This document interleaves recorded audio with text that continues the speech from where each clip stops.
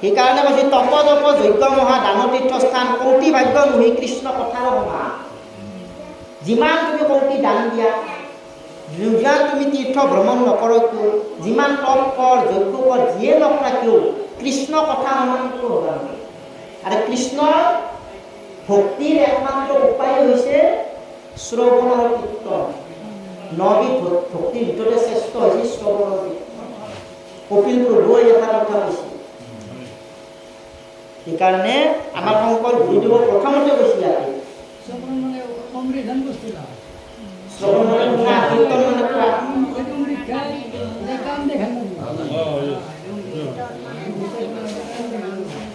এই নৱবিধা ভক্তিৰ এক নম্বৰ হৈছে তোমাৰ শ্ৰৱণ।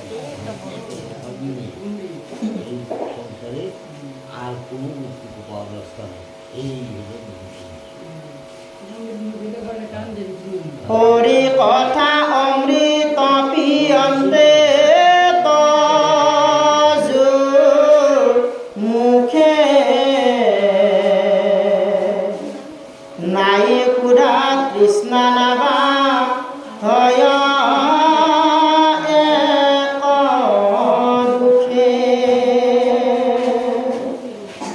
শুনি মুনি বুলিলান্ত ধন্য পৰীক্ষিত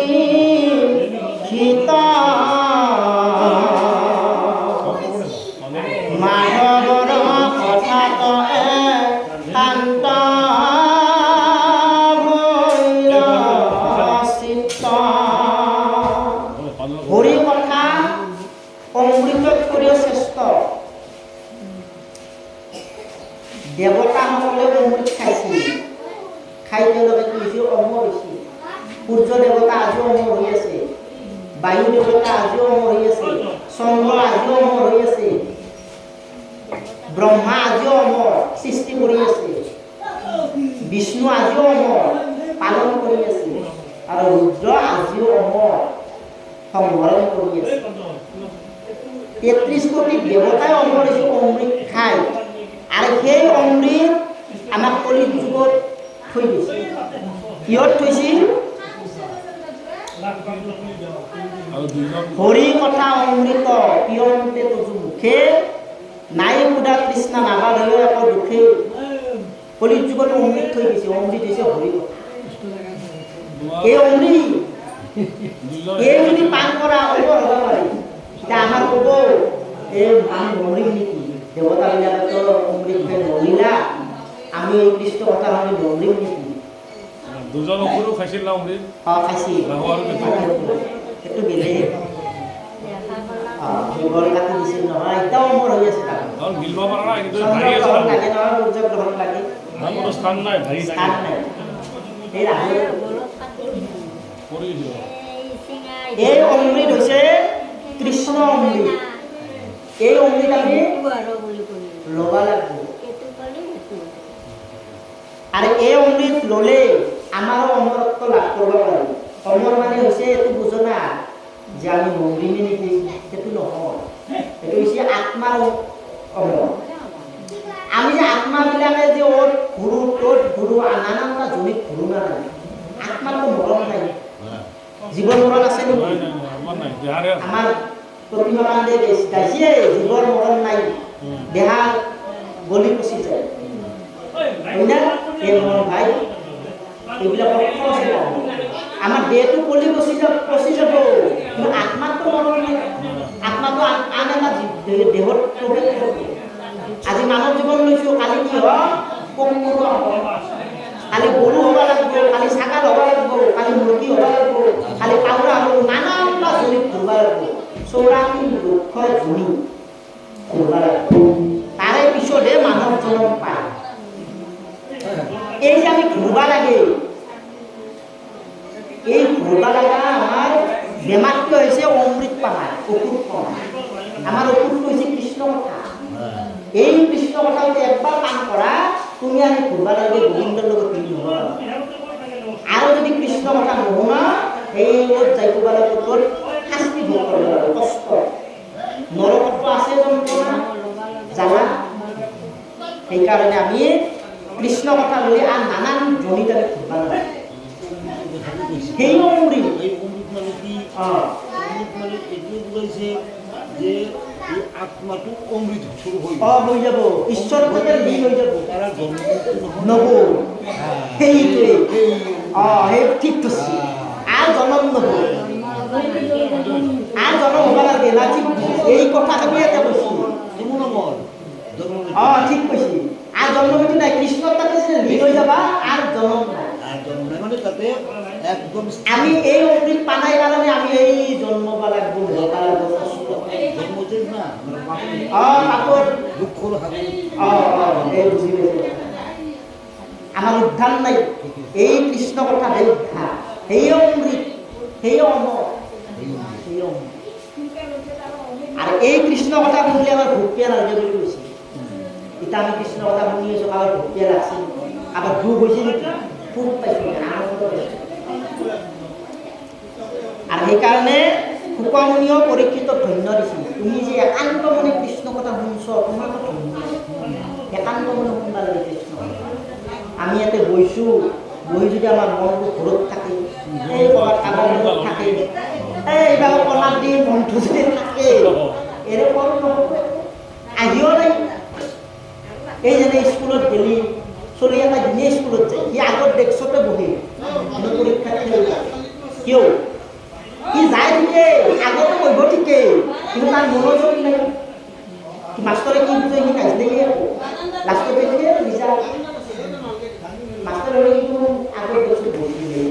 স্কুলৰ ক্ষতি কৰা নাছিলে সেইটো বেয়া হ'ল তাৰমানে তাৰ মনোযোগ নাই গেছি যদিও কাম নহয় আমাৰ এনে আমি নামঘৰত পাইছোঁ ভাগৱত কথা শুনিব আহিছোঁ এই বস্তুখিনি যদি আমি নলওঁ লাষ্টত আমি ফেল পাম একো কাম নহয় এই বস্তুখিনি আমি ল'ব লাগিব বুজবা লাগিব তেতিয়াই ফল হ'ব সেইকাৰণে যিমান পাৰে সহজভাৱে শংকৰ গুৰুদেৱে আমাক লিখি থৈ দিছে একেবাৰে সহজ ইয়াত পৰা সহজ নাই একদম ভাঙি ভাঙি লিখি দি দিছে সংস্কৃতবিলাক ভাগৱতৰ বহুত টান সেইটো সহজকৈ দিছে কৃষ্ণৰ চৰিত্ৰ আবে শুনে উৎসুকে এহি বুলি কহিবা আৰম্ভিলা পোকে কৃষ্ণ কথা কোৱাৰ কাৰণে আৰম্ভ কৰিছোঁ উপজিলা ৰাজা হুয়া দৈত্য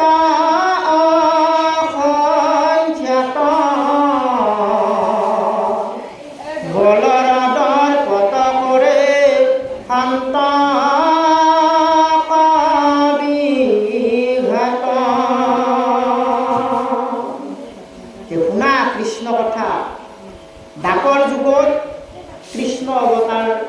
লোৱা নাই ল'ব সেই সময়ত অসংখ্য দৈত্যবিলাক জন্ম লৈছিল ডাকৰ যুগত মানে অসুৰবিলাক দানৱবিলাক দৈত্যবিলাক যাক যাই ভৰি পঠাবলৈ আগ মাৰে তাক কাটে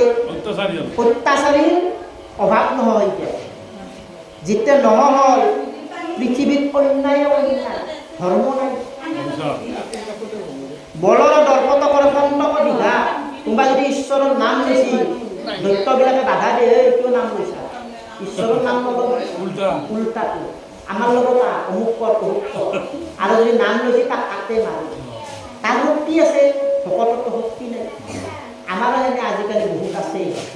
এই হৰিণ নামত ৰাজি অমুকৰ নদীৰ পাৰত দিয়া এনেকুৱা আছে কিন্তু আমি তাতে যাব লাগিব জোৰ কৰি একে এইবিলাক এতেহে আচল বস্তু সেইবিলাকত আচল বস্তু সেইবিলাকত পৰি আছে সেইকাৰণে ডাকৰ যুগত অসংখ্য দৈত্য জন্ম লৈ নানান ধৰণৰ শাস্তি সন্তবিলাকক দিছিল শান্তবিলাকক তাৰ ভাৰ সহিবে না পাৰিব খুন ধৰি ব্ৰহ্মাত হৰণ লৈলা হেনো ধৰি এই অত্যাচাৰ অবিচাৰ বহুত অসংখ্য হৈ গ'ল নভ্ৰা হৈ গ'ল বসুমতীয়ে পঢ়িব পৰা নাই এই বসুমতী বোলে এনেকৈ থাকিব নোৱাৰা ইমান অত্যাচাৰ মই কেনেকৈ সহ্য কৰিম মোৰ বসুমতী আমি পৃথিৱীতহে আছোঁ বসুমতীৰ কলা দেহ আমি আছোঁ নাই এই বসুমতীৰ ওপৰত আছোঁ নাই বসুমতী হৈছে আই অ মোৰ ধৰিত্ৰী আই ভূপেন হাজৰিকাই লিখি থৈ দিছিল মাটিৰ পিনে অসহায় ধৰিত্ৰী হৈছে আই বহুত অৰ্থ আছিলে ভূপেন হাজৰিকাৰো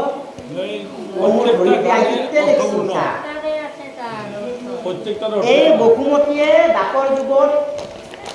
পাপৰ সহ্য কৰিব পৰা নাই পাপৰ সংখ্যা বাঢ়ি গ'ল ইতে ধেনুৰূপ ধৰিছে বসুমতীয়ে গৰু হৈ গাই হৈ গৈছে ধেনুৰূপ ধৰি ব্ৰহ্মাৰ তাতে শৰণ লৈছে ব্ৰহ্মা হৈছে দেৱতাৰ ভিতৰতে ডাঙৰ মুখ্য হিচাপত মুৰব্বী হিচাপত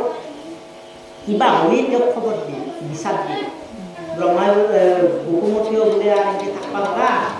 মই সহ্য কৰিব নোৱাৰোঁ কিমান সহ্য কৰিম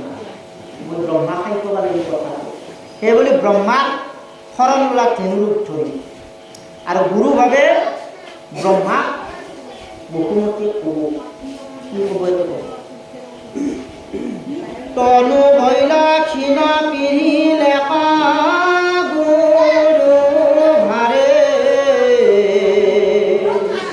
তিনটি আছে মুখতি লতা ধাৰে হুমা হুমি কান্দিলা মনত মহাৰাগে নিবেদিলা দুখ হবে বিধাতাৰ আগে ব্ৰহ্মাৰ চৰণত ধৰি কান্দি আছে বসুমতীয়ে ধৰি তিনটি আছে মুখ আতি লটকৰ ধাৰে তিনটি মানে ভিজা আমি বৰষুণত ভিজলি জিকি যায় গা বসুমতীৰ গা জিকি গৈছে চকুৰ পানী দি বোলে মই আৰু সহ্য কৰিব নোৱাৰোঁ মই আৰু ভাল হ'ব নোৱাৰোঁ ব্ৰহ্মাৰ চৰণত ধৰি ধৰি কান্দি আছে হুমা হুমি কান্দিলা মনত মহাৰাগে নিবেদিলা দুখ হবে বিধাতাৰ আগে যিখিনি দুখ সেই দুখখিনি প্ৰকাশ কৰিছে ব্ৰহ্মাৰ আগত পাছে ব্ৰহ্মা দেৱে দুখ দেখি পৃথিৱীৰ ত্ৰিদশে সহিতে গৈলা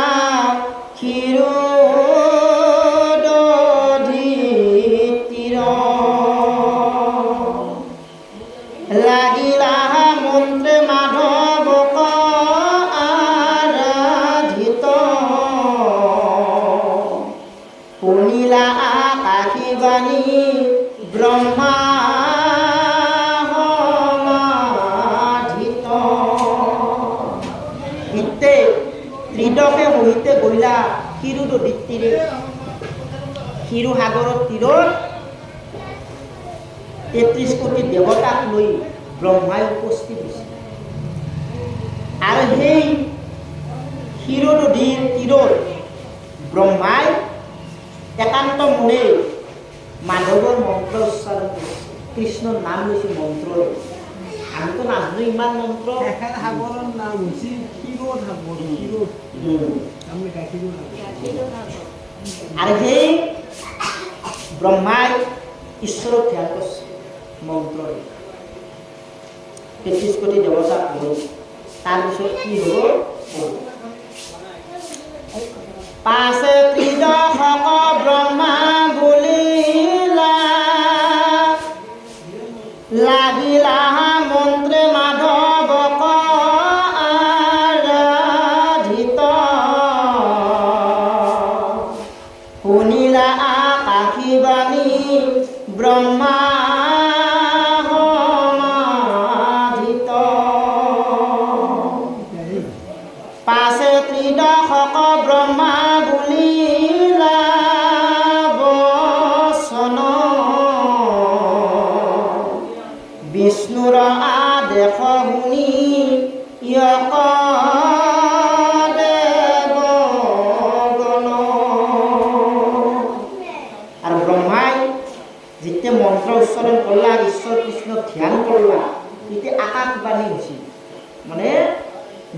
ব্ৰহ্ম কৃষ্ণই ব্ৰহ্মাক কৈছি আৰু যিখিনি কথা কৈছি ব্ৰহ্মাই দেৱতাবিলাকক ক'লা বাকী যি দেৱতাবিলাক যে গেছিল তেওঁলোকে কিন্তু শুনা নাই সেইবিলাকে গম পাওঁ। গম পোৱা নাই ব্ৰহ্মাই ব্ৰহ্মাৰ লগতে কানেকশ্যনটো হৈছিল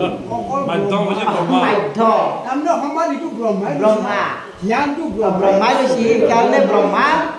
আকাশবাণীৰে দেখা দিয়া নাই বাকীবিলাকে শুনা নাই। শুনা নাই অদৃশ্য হৈ গৈছিল বাকীবিলাকে গম পোৱা নাই তেতিয়া ব্ৰহ্মাই কৈছে শুনা ভগৱন্ত প্ৰভুৱে মোক যিখিনি কথা ক'লা তোমালোকৰ লগত কথা কওঁ মই তোমালোকে ধৰিব লাগিব একান্ত মানে শুনা বিষ্ণুৰ আদেশ শুনি আকৌ দেৱকৰ সংহৰিবা হৰি পৃথিৱীৰ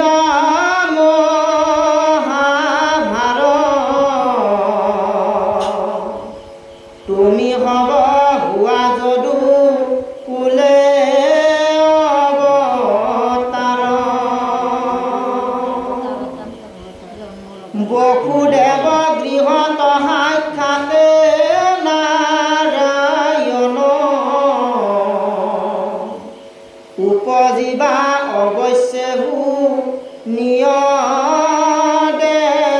দেৱগণে তোমালোকে চিন্তা নকৰিবা সংহৰিবা হৰি পৃথিৱীৰ মহাভাৰ এই অত্যাচাৰ যি দৈত্যই কৰিছিল সেই দৈত্যবিলাকক সংহৰণ কৰিব পৃথিৱীৰ ভাৰ কমি দিব আৰু তাৰ কাৰণে শ্ৰীকৃষ্ণই ভগৱান প্ৰভুৱে কৃষ্ণৰূপে অৱতাৰ ল'ব বসুদেৱ দৈৱকীৰ গৃহত আৰু শুনা প্ৰভু বিষ্ণুৱে কৈছিল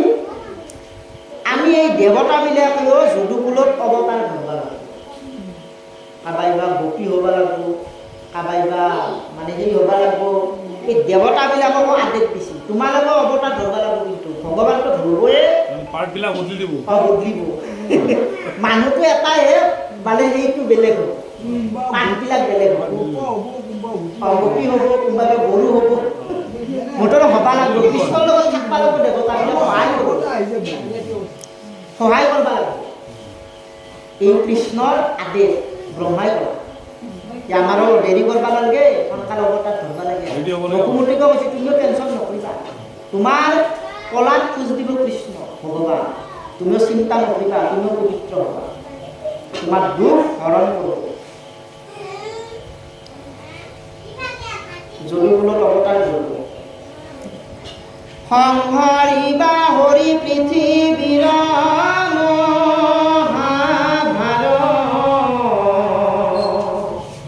তুমি হব হোৱা যদু কুলে অৱতাৰ তোমালোকৰ এই যদুকুলত যাই অৱতাৰ ধৰা এনে থাকবা নালাগে কৃষ্ণৰ লগত সহায় কৰিব লাগে আদেশ দিছিল নিজে থাকিব তেওঁ নালাগে আহি ব্ৰহ্মাই ইচ্ছা কৰিছিল পিছত পাৰি গৈছিল নহয় ব্ৰহ্মাই এই গৌবিলাক হৰণ কৰি গপগোপীবিলাক হৰণ সেইবিলাক দিছিল নহয় হৰণ কৰি গম নাপায় লাষ্টত হৰণ কৰিছিল এই সময়তে গম পায় পিছত গম নাপায় সেইটোৱেতো কৈছে সংহাৰ সেইকাৰণে ব্ৰহ্মায়ো সময়ত পাহি যায় নিজকে অহংকাৰ কৰিলে কাম নাই ব্ৰহ্মাই অহংকাৰ কৰিছিল ময়ে মেইন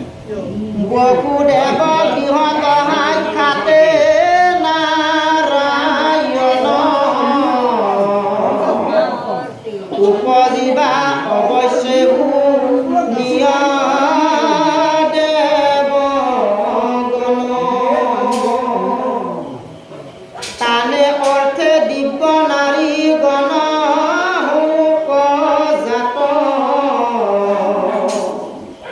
আগে উপজিবা গয়া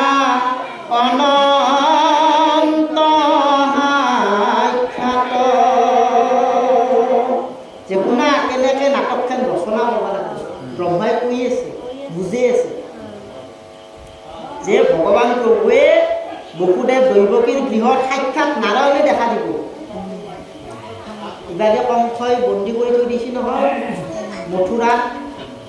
কংস কাৰাগাৰে হা কংস কাৰাগাৰে আছে উদৰে জনম লৈলা নাৰায়ণ এই কংস কাৰাগাৰত নাৰায়ণ যাই দেখা লগে লগে কাৰবাৰ হৈ যায় নহয় প্ৰথম চতুৰ্ভুজ দেখা দিছে তাৰে পিছত এই আৰু কৈছে শুনা এই দেৱ দেৱীবিলাকে দিব্য নাৰী হৈ তাতে থাকিব আৰু আগে উপজিব গয়া অনন্ত সাক্ষাৎ অনন্ত হৈছে কৃষ্ণ কৰ্কৰ নাম বিশ্বনাথৰ নাম হৈছে অনন্ত হয় না নহয় অনন্ত সেই অনন্ত যায়ে আৰু সেই বলৰাম সেইকাৰণে বলৰামৰ মুকুটত সাপ আছে বহুতে নাই অনন্ত সেই অনন্তই বলৰামৰ মুকুটত সাপ আছে দেখছা না বলৰামৰ অনন্ততেও অৱতাৰ ধৰছি তাতে চব আহিব লাগিব নহয় চব আহিব লাগিব ইয়াতে ইভাগে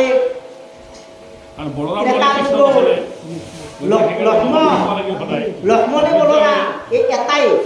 লক্ষ্মণে বলৰাম ৰামক সহায় কৰিছিল সেই অৱতাৰ লগ নাই এৰা এৰি নাই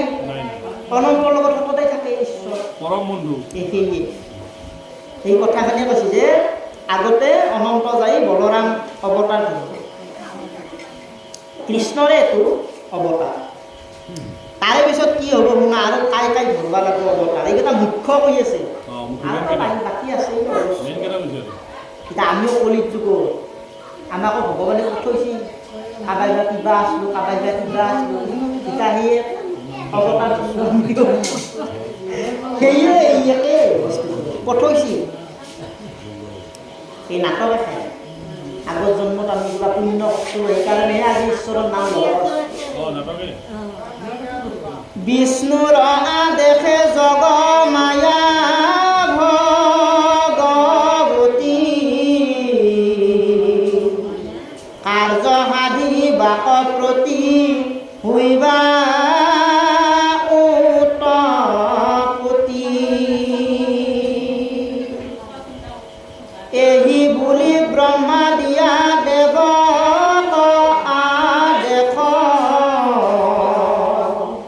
ভূমিক আশাসগানী